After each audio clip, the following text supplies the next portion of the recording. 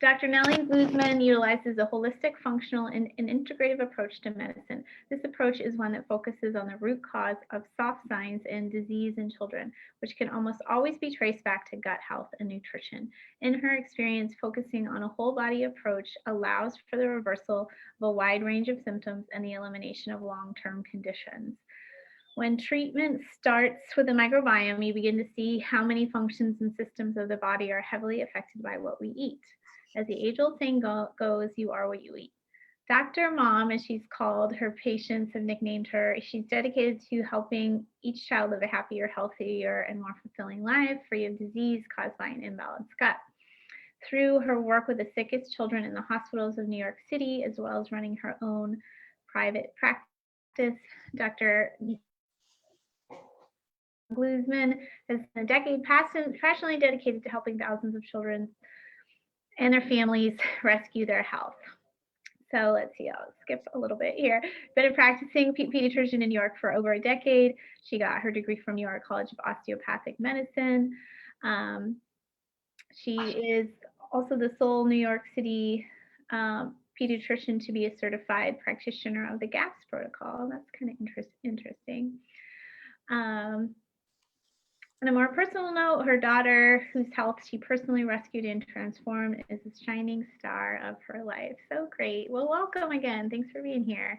Thank you so much for having me.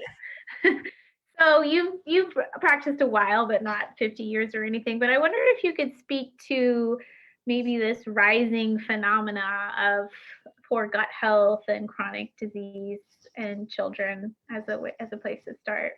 Yeah, this phenomenon is actually an epidemic of chronic childhood illnesses, and it's rising so rapidly that I'm in clinical practice I'm concerned, and there's also a concern that people are just getting kind of used to it and looking at it like a new normal. And what I'm specifically talking about is the rapid rise of kids and adults that have eczema, allergies, and asthma, among other things, but these seem to be skyrocketing in numbers, and kids are not outgrowing it anymore. I always ask my the resident physicians that I teach in an academic center and the medical students that I teach, I always ask them, like, when you were a child, because they're maybe a little bit younger than I, but they're the different generation than the kids now. I asked them, when you were younger, and that was not too long ago, when you were in elementary school, and all you listeners out there, I want you to ask yourself the same thing right now.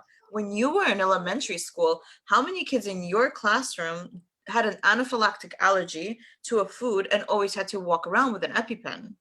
And the usual answer is like, maybe one. In all of my childhood, I've known maybe one kid.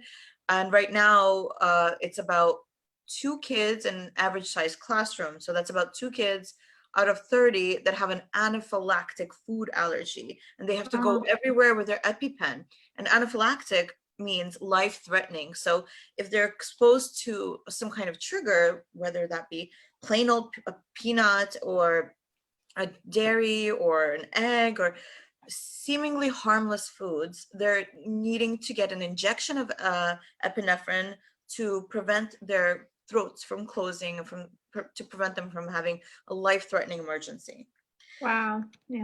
Yeah. So the numbers are skyrocketing, and if you're looking at how many kids are suffering with chronic eczema, chronic allergies, chronic asthma, that's really affecting their life, meaning like more than 3 months, officially diagnosed, medications are started to control the symptoms. It's about 10% of kids in the US.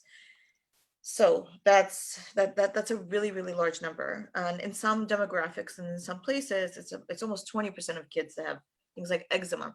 And we're not even talking about the kids who are not officially diagnosed with eczema, but the kids that are constantly having rashes, who need steroid creams all the time, even tons of like over-the-counter hydrocortisone cream all the time because of rashes happening. So it's not that I picked this topic to be my specialty. It picked me because most of the kids that were coming into my practice, which is a holistic pediatric practice, were coming in for this reason, just simply because there's so many kids that are suffering with this problem. Okay. But you mentioned, like, I know that there are adults watching the show, and I'm looking at the kids and how many of these kids are outgrowing their illnesses. They're actually turning into adults that have the same problem. So 10% of kids, around 10% of kids in the US have eczema, and about the same number of adults have eczema. Yeah, so no one's really outgrowing it anymore. It's not really like an illness of childhood. It's just something that persists and persists and persists. So you're treating kids, but these kids potentially, if they're not seeing someone like you, are still going to be dealing with the same thing 10, 20 years from now. Well, hopefully not, but based on just looking at the numbers, it's a lot harder to outgrow it than it used to be for many reasons. So so we need to do all of this is really bad news, and I hate to start off on such a heavy note. No, it's okay. News. The good news is that it's actually, yeah. The good news is that these things are reversible. Eczema, allergies, asthma. There's so many things that can be done, especially when a child is young, to reverse these problems. It gets a little harder as people get older, but when you have a child, you can pretty much give the child's body what it needs to heal. It's very much gut-centered, and those things tend to go away. Okay. Well, I want to get into the food in the gut. I know you're talking about what people eat, which of course in this country and kind of all over the world has really changed. I am curious too when you say like I didn't have any kids in my class needing an EpiPen when I was a kid. It's true. According to this conference I'm in, I'll put it on the chat because someone was asking about it. There's a lot of correlation, and I've talked about this before. I'm not sure if you researched it or not, so sorry to put you on the spot, but the introduction of vaccines and then the introduction of glyphosate actually sprayed on food crops as like there was, and I've known about this stuff for a while, but when they said glyphosate sprayed on food crops and the rise of like gluten sensitivity, I was like, oh, that makes a lot of sense. Like I know the brain has changed and stuff, but I was like, wow, I hadn't really thought about that correlation. How about you? What have you seen in the literature? Oh, so glyphosates are a big problem, and we're only starting to see the ramifications of what glyphosates are doing. So just to kind of do a little, I'm on the spot, but I can say, so Roundup is it's an herbicide. It was created initially by like a biotech company, and then it was marketed to consumers in the 60s. And so when that happened, everybody wanted their lawn to look beautiful, bought these herbicides, sprayed their lawns with Roundup and similar herbicides, and all that Roundup and all those glyphosates dripped down from our lawns into the groundwater and into the oceans, and then it rains glyphosates now. So we're still in the US, still there, the foods that are GMO, which is most of corn and most of soy, and most of gluten that's not organic and non-GMO, is sprayed heavily with these herbicides that do so many dangerous things.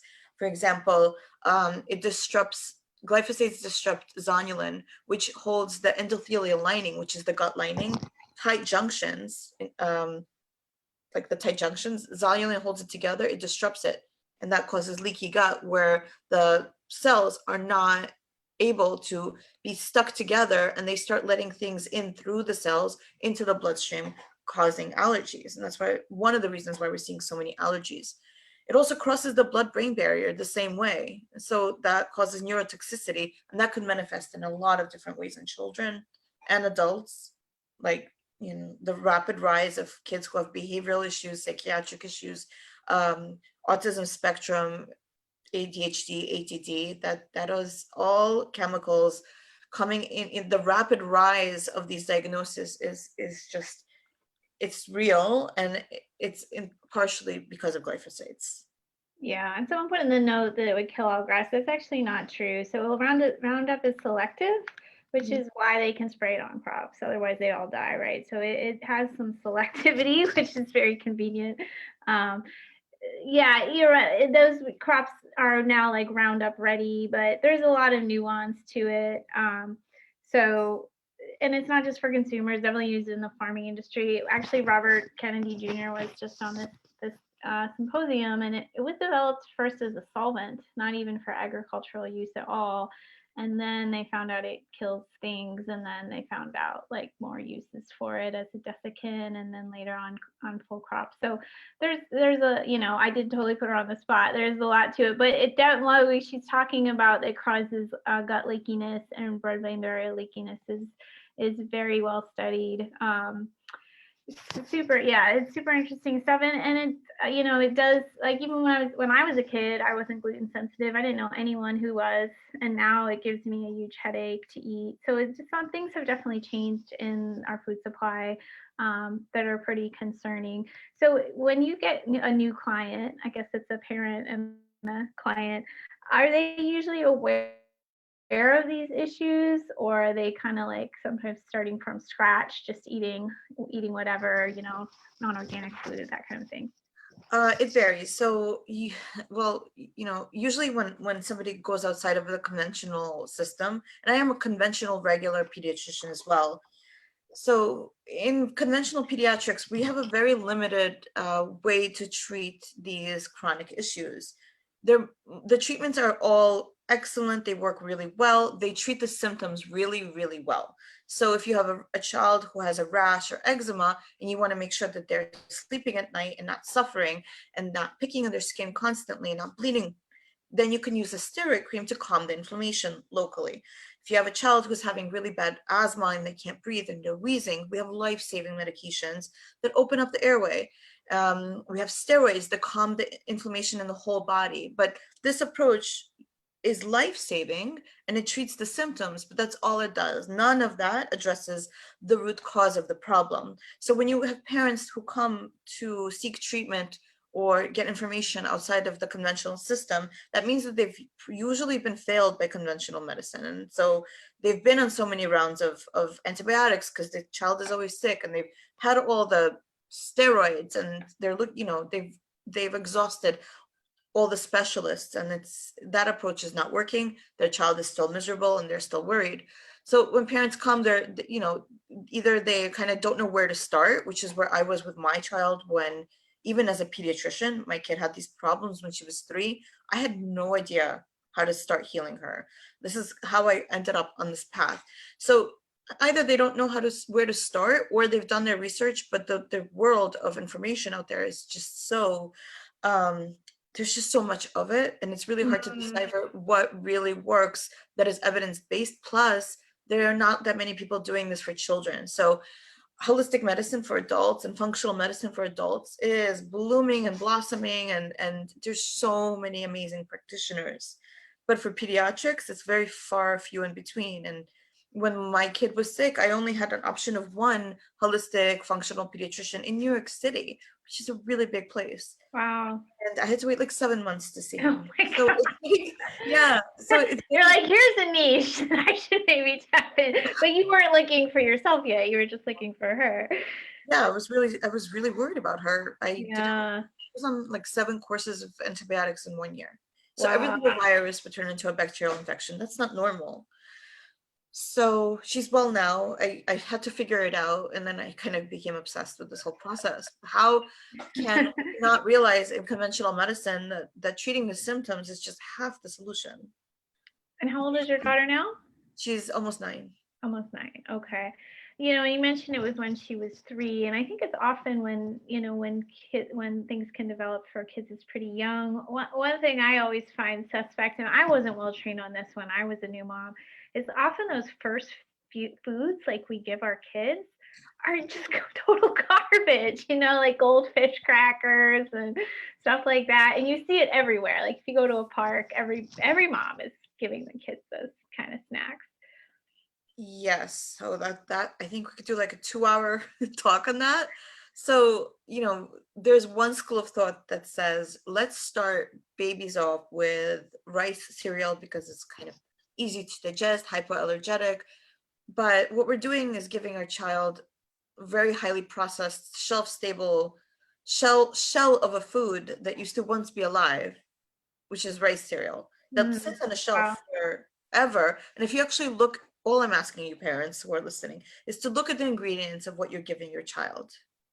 Just look at the back of the box. Even if your pediatrician recommends it as a first food, look in the back of the box. The acetic acid or the acids that are used in baby food as is not a vitamin, it's a preservative. And at the same time, it's preserving whatever's in that little bottle, is preserving the microbiome of your baby's gut and disturbing it in a way that shouldn't be disturbed. Oh, wow. You know, and those foods like cereal, or I'm sorry, cereals and Cheerios and stuff, they're like the highest levels of glyphosate too, like by far when you look at different charts. So I don't think parents think about that. And they're trying to be good parents. I'm totally not, you know, criticizing anyone. They think, oh, it's easy to digest and all that. But I think you can look at the label and also think about what doesn't even have to be on the label, which is like all the stuff they spray on food and if it's GMO and stuff like that. So when I was younger, I was more interested in, you mentioned GAPS, but like kind of like primal diet. And they talked about more like giving liver to kids early and giving broth. And I don't know if my son would have eaten liver early on, but they claim that that's possible. What do you suggest as like alternatives to things like rice cereal? For all all kids, and especially kids who have I'm seeing a lot of babies that have eczema and they can't, or they have reflux, which is it's all stemmed in gut health. And so Wow. if or constipation, or they need to be on like Zantac or some kind of medicine all the time so they're not spitting up a lot and they're gaining weight. So especially for a child that has any kind of medical problem that's chronic, not like something that happens once or twice, but something that's ongoing, like severe eczema, and I'm seeing so much of that. You have to be very, very, very, very specific about the types of foods you start with, because that food is the difference between giving your child the building blocks they need to heal versus continuing on this journey. So if you want your child to heal, you have to give them what they need to heal. And in this case, what works best are stocks, bone broths, and livers is actually excellent. Oh, I like it. Okay, It's so one of the first foods that I recommend for children. One of the first few.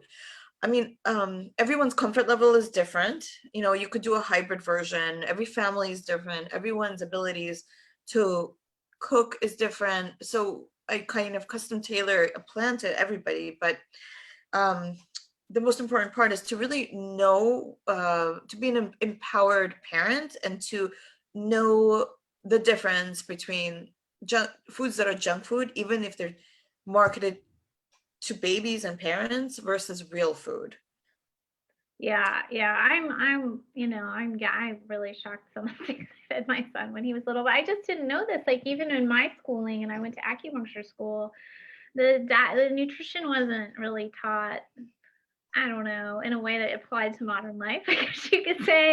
And I think even then, which was like 2000, I don't think we fully had a sense of like, at least not that was being taught, of food quality and things like, you know, dairy sensitivities and gluten sensitivity. So I just wasn't really, I just still wasn't really aware until probably, yeah, developing health issues, which is often how a lot of us develop it. So I want to talk more about these particular conditions and how they develop. So you mentioned like leaky gut, leaky brain with something like asthma, eczema. What was the last one you talked about? Allergies.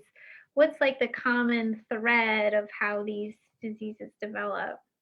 So to kind of like simplify it, the gut is the foundation of your entire health. So if the gut is not healthy, nothing else will be healthy. And there's no supplement or probiotic that you could possibly, or any kind of medicine that you can find that will fix the problem that is caused by a gut that is not working well. And when I say working well, I mean the microbiome, which is the bacteria, but also the viruses and all the yeast that are both beneficial, like the friendly bacteria, and pathogenic, the not so good guys. So that needs to be with a wide diversity. You need to have a large amount of different kinds of microbes microbiota in the gut to be healthy, and you need a lot of good guys. That's like your bifidobacteria in babies, that's your lactobacillus in everybody.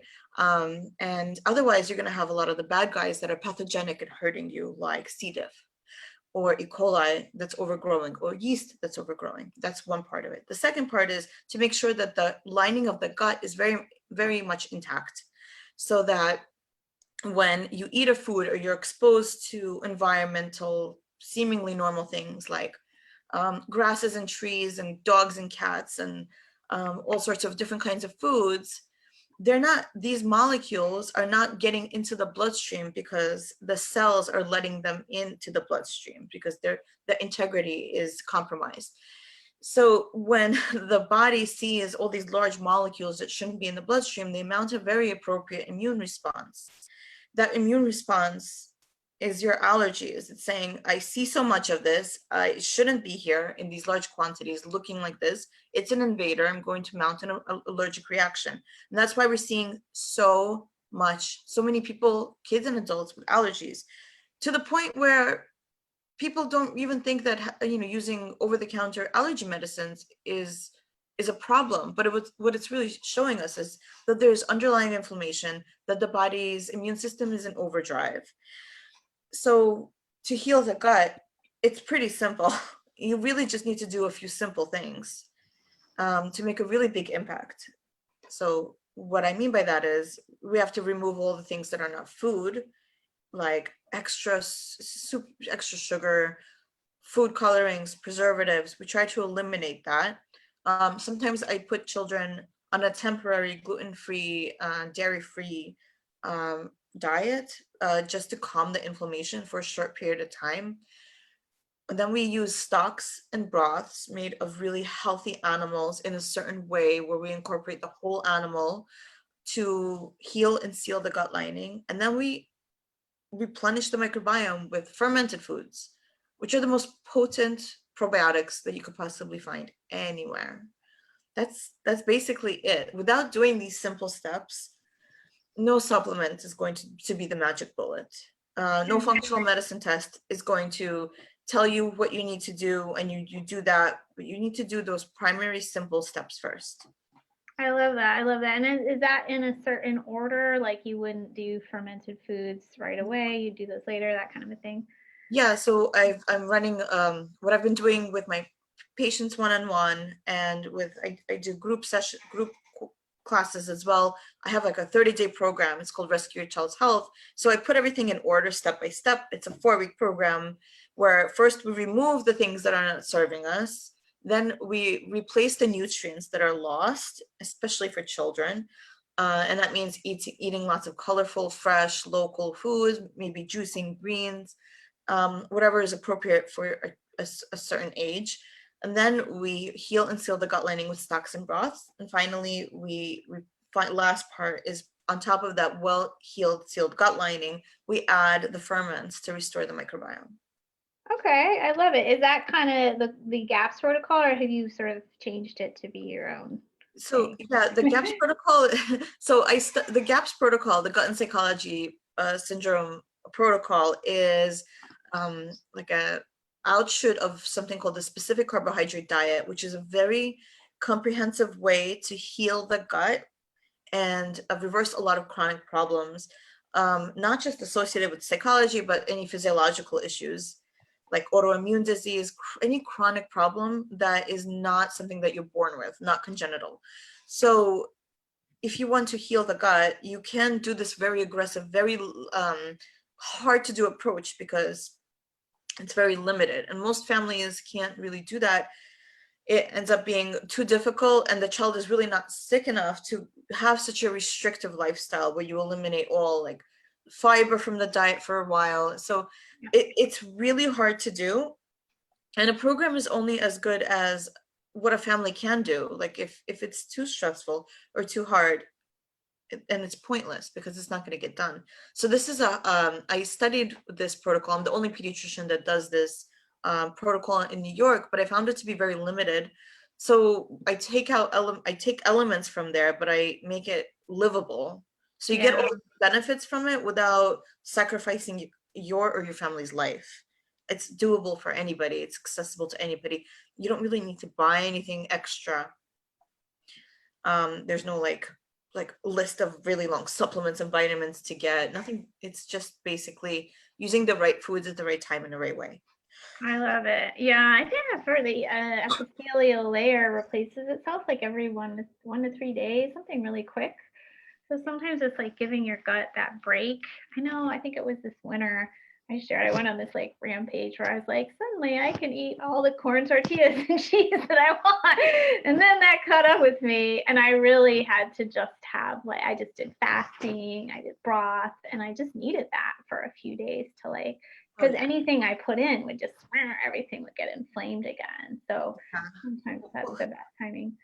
What ends up happening is like the program is for kids, but the whole family does it because they want to be nice to the child and not eat all the stuff around a hamburger in front of the kid. Yeah.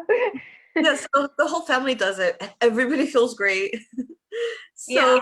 and I also find it interesting, like some parents are gonna say, my kid is super picky, which they might be. They're not gonna have broths, they're not gonna have the stocks, they're not gonna have the greens, but maybe in the beginning they won't, but eventually 99% of kids, they end up feeling so much better that their body craves these things. So it's actually quite surprising how much how non-complicated it can be, even with a picky eater. It's true. You do. I guess I can't speak for kids like you can, but for myself, yeah, like I'm on a great eating kick now, and I'm just like craving green so much, and I'm also craving steak, but it's a really clean steak.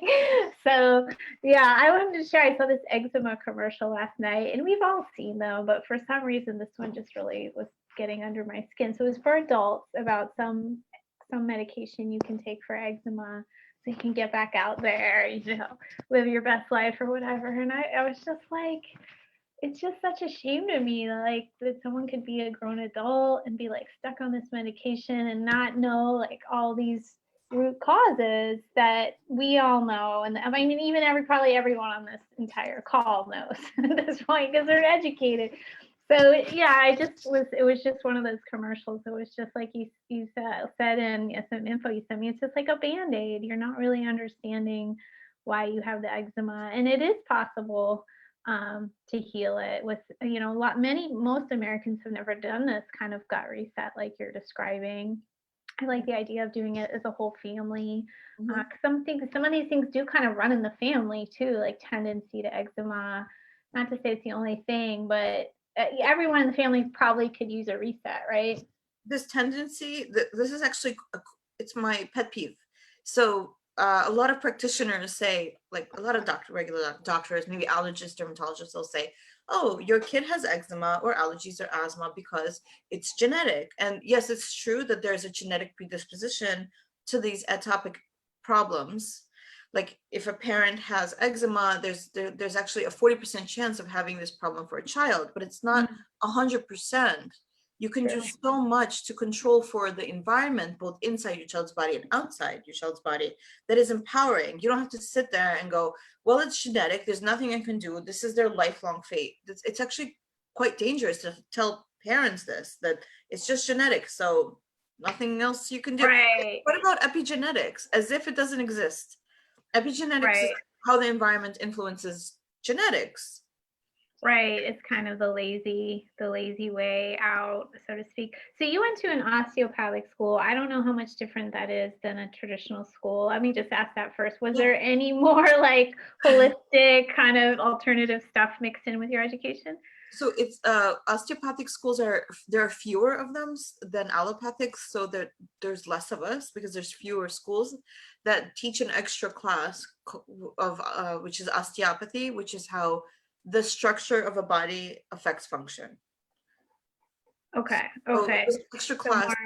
So more in the physical structure of the body. Okay. So now you've had all this extra education, so to speak. Now, if you talk to some of your traditional peers, are they curious? Is it a mixed bag? Like what are you finding? Oh, I love this is so what I'm finding is, I guess it's not a bad thing, but practitioners in the conventional world want to see evidence-based medicine, so they want to look at studies, and then they're like, let's say it's an allergist, so they have their American Academy of Allergists, which puts out recommendations every year to how to treat the best way, based on evidence that was collected with excellent studies, which is so good that we do this in the US. We're not just treating willy-nilly. We have standards that we must uphold. We need to have evidence in medicine behind every action. So all the studies that we have, almost all, mainly almost all, are studies that show efficacy of certain medications for treatment. But none of these studies, not none, but very few studies look at the root cause of treating something. So they're going to say, yes, these are the best protocols to get rid of the symptoms of these issues. That's a great point. It makes a lot of sense. So that the study is based on the medication. So that with that starting point, you're going to go to the medication as long as, okay, it was effective, there weren't that many side effects, etc. Yeah, there are studies that are like, remove gluten or remove dairy, and then they look, but those are not really that they don't have that much power behind them. They're not usually studies are sponsored by a medication company or its affiliates. So there's a lot of gray area. Like they're useful. We need to have this. We need to have these rescue medications, absolutely.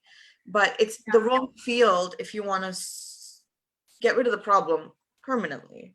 It's right. And it doesn't fit the paradigm. Like, I think people get into medicine for good reasons, to help, because they're intelligent, they want to serve, but they're taught a certain paradigm. You were the same, and then it doesn't fit. Like, if you have 5-10 minutes with a client, right, you're trying to teach them the GAPS system. There's no time for that. And maybe the client isn't even open to it. They came here for something simple. They're busy, they're working full time. Like, they don't want a doctor to tell them all these diet changes. So it's just, it's interesting. But it's great you pointed out, there are so many studies on PubMed about gluten and blood-brain barrier issues and toxic. I've been doing a lot of research lately because I'm writing a book, and there's so much information out there, so much study. But I think the application of it is generally not that simple. So maybe that's slower. Like you can't, it's also so slow. You could use a cream, an inhaler, you'll see a result right away. Awesome. That's great. Yeah. So it works. Healing takes time. It takes as much time, if not longer, to get to the, to reverse a problem than how you got there. So it's hard to tell what's really working. There's a lot of trial and error. Everybody's different. There's not one magic bullet. There's not one solution that works for everybody. Yeah. I'll share my recent asthma story because I think it's kind of a fun example. So I had some asthma when I was in college. That went away. I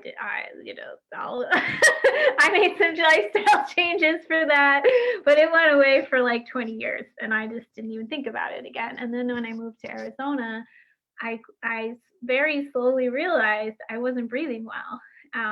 Because it's not always so obvious, right? I was just tired. It's like weird stuff was happening. So I ended up in the urgent care, and things kind of came to a head, and I got some inhalers, which work really well, like you said, like instantly. And when you can't breathe, it's kind of pretty scary. So it's seasonal for me. It kind of comes and goes, but similar is like, I want to fix this naturally, but I'm already doing a lot. I don't know why it's here. I have been exposed to mold, like whatever, like somehow I'm having, but I just kind of didn't know it would fix it. But recently I listened to a talk on leaky lung, which is a subject I didn't know much about. And he was talking about that barrier, and that some people who have asthma or other conditions like COPD have this leaky lung. And he said the thing to make it stronger is just these antioxidants like vitamin C, vitamin A, glutathione. And I was like, I basically have all those things already. Let me start taking them. And like, I would say within like 5 days, I didn't need my inhalers. Like, that's pretty freaking amazing. So sometimes it's just you haven't found the right combination of things, like you said, and it takes some persistent. So Yeah. that was like a big win for me, and I'll sing that one on the rooftops. I've also started the onion and honey thing that a guest of ours recommended a few weeks ago. But yeah, it's like such a huge win to feel like, oh, I'm stuck with this thing, I'm on steroids, and then see it go away. Amazing. Yeah, and it's not wrong to use conventional medicine. The point is you can do both at the same time. You can use your medications that make you feel better, that make your child feel better. Yes. Yeah, yeah. But if you're not doing something to reverse the root cause and to give your body what it needs to heal, then you're gonna end up in the same problem with the same problem, like in a week or 2 or 3 or Yeah. multiple times a year, or maybe next allergy season, but worse. Yeah, and I'm gonna definitely keep my prescriptions current because, things could flare up. Like last summer there were all those fires everywhere. There's Yeah. things that can happen that'd be really challenging, and I'm glad if I have some stronger tools when the time comes, for sure. These tools can be like life-saving, really life-changing. So yeah, I don't want to poo-poo it, but I think it's so great. Tammy asked a question in the Q&A. She said, her 10-year-old, it sounds like he used to like salads and now he doesn't. what can she do for him? Get him to eating salads again. So you could, so one way to, you don't have to make your kid eat salad. You could throw it in a smoothie and hide it, and basically that will work periodically. Sure. You could hide it in food. When I sometimes I'll make like I make juice all the time. I'm obsessed with juice, and it's part of the protocols that I put kids on. I have them drinking juice with lots of greens, like real fresh juice from home, and so they'll get their phytonutrients with a cup of juice. So it might not necessarily need to be in that form, and or you'll take the fiber as part from juicing, like all that pulp, and you could mix it with an egg and make it into a patty and fry it. Oh, interesting. Which is actually really yummy for like even younger kids. Huh. Yeah, they need that fiber for sure. And like my son will eat a lot of like berries and apples and stuff, but he's also gotten little pick. I said we feed our little ones a lot of junk, but also real little ones will kind of try anything, which is amazing. And maybe what Tammy's alluding to. And then like my son too got a little pickier as time goes by, but he does still like salad. Sometimes we'll make little rules about this sounds so simple and like kind of lazy, but I'm like, you need to make sure at least one vegetable, one fruit got into your mouth that day, and that's pretty simple to follow that one. Obviously, it should be more than just that, and mom can be making smoothies or different things, but it kind of helps him like check himself, when they're at that age. Because my son was getting a little skin thing and it's gone now, but like I was like, he's probably not getting enough fiber. I better get on it. Yeah, and also like at 10, I feel like a lot of 10-year-olds around that age, they're empowered by the whole process of like if they help you cook or they're responsible for the salad, they're gonna probably eat it. Yeah, Yeah. if it's what's for dinner, yeah. Tammy was also asking, is it allergy season? Because he's having sneezing and runny nose. I'd be curious what, I feel like allergies are different in different places and all that. What's your opinion, or what do you have to say about, I don't know, like seasonal allergies and that kind of thing? I think so. I don't know if, sneezing and runny nose could be a cold, it could be allergies, it could be, ask your pediatrician about what's going on. But allergy season, it doesn't, like, different kids and adults have allergies to different seasons. So there's really no such thing. Usually when things are blossoming, that could be in different parts of the world at a different time. When something's blossoming, that is usually something that triggers a lot of people to have reactions like hay fever. But it's the point is that it's not normal to have allergies, that allergies are a symptom of a bigger problem. So even though there's medications available and everyone in the office or everyone in school is having allergies and it's no big deal, oh, it's just my allergies, it's actually a big deal because that's the start of something bigger happening, and that could cause bigger problems down the line, and allergies will get worse if you don't fix them. Yeah, that's a great point. I want to ask about the allergies getting worse, but I think it's also like a combination, right? It's not like, oh, pollen's out to get me. It's like your immune system's overreactive, maybe your gut's not healthy. For me, where I live in Arizona, it's in the top 5 worst air quality in the whole country. And you wouldn't think that when you're here, but I think that combined with my mold history and this leaky lung I might have developed, plus now then the pollen comes, it's like just too much for me. So I have to like unwind my own root causes, like you've talked about. I know in the autoimmune world they say once you've developed one diagnosis you'll get more. With allergies, do you tend to accumulate like more and more sensitivity?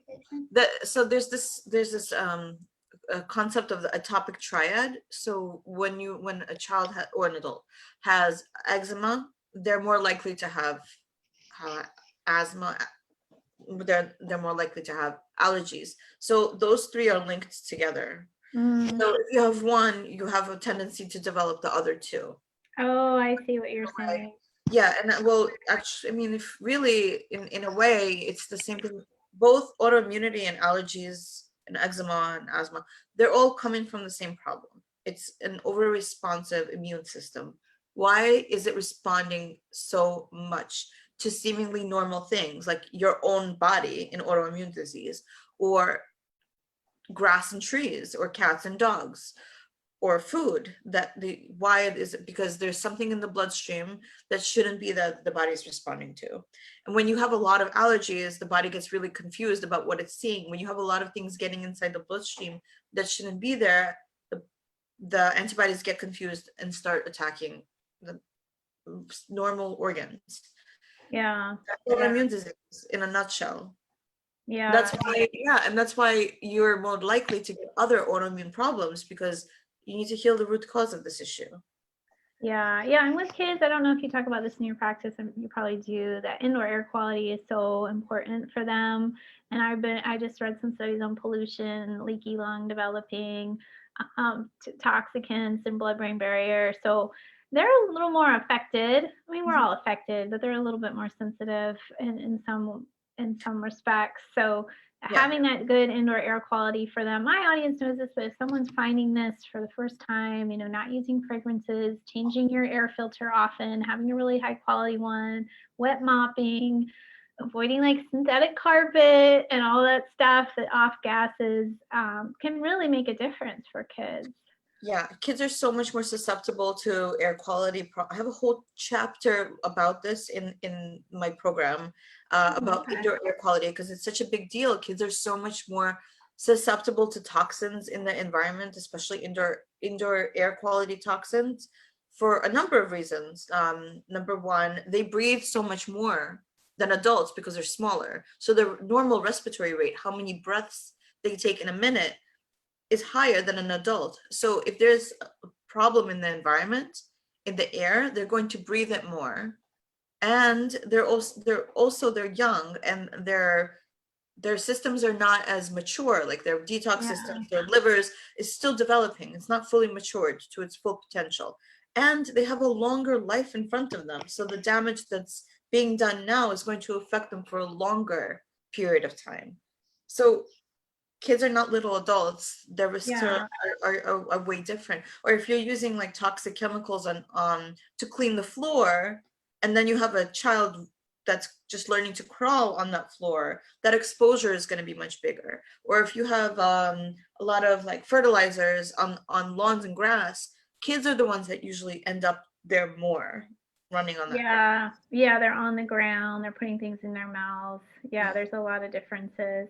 So your website is linked here in the chat, and we'll have it on the YouTube video, and a program that you offer that I think you've kind of alluded to with a discount code. So thank you. We do get questions about like local practitioners and all that. So if remember Dr. Gluzman's name. So if you want to refer her, do you work online now too? Thanks to COVID.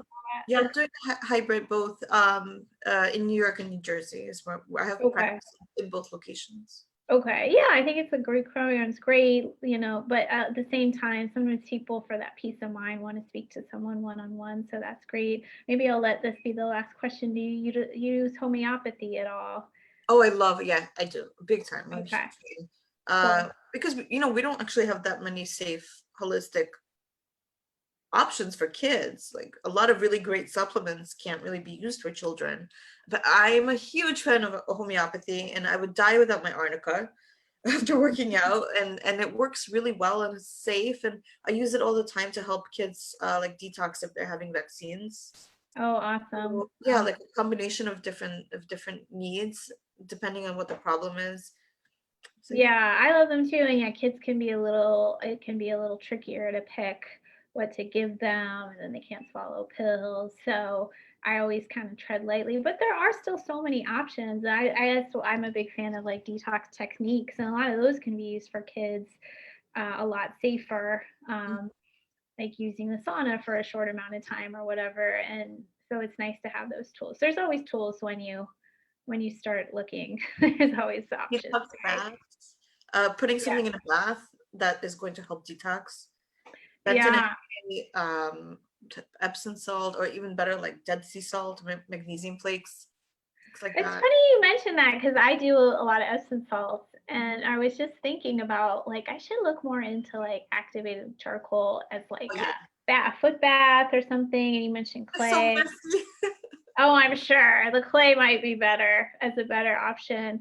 I don't even know why I was thinking of this. I think I was just like, there again, I have a lot of tools in my toolbox, but there's still more out there, and it'd be cool to have some like some cool foot bath options that you could do for kids and stuff like that. Awesome. Well, I really enjoyed meeting you. I love the information. As always, we always put this on our YouTube afterwards if you want to refer anyone to it, or you are like, what was her name again? You can always go to our YouTube and find that. Thanks for everyone who was on live. Thanks, Dr. Gluzman. We really appreciate your time. Thank you. It was so nice to chat with you in person. Likewise, I know. I feel like we know each other. I'll see everybody next week. Let me just quickly tell you what's coming up next week. We're talking about menopause and hormones and herbs with my good friend Dr. Snyder, who just has a new book out about holistic menopause management. So it'll be really great if you need some tips. Again, even if it's not exactly your demographic, you might be there someday, or you might know someone who's there, and we'll talk about managing mood with herbs and sleep tips and some fun things like that. So bye, everybody. Thank you. Thanks, Janet.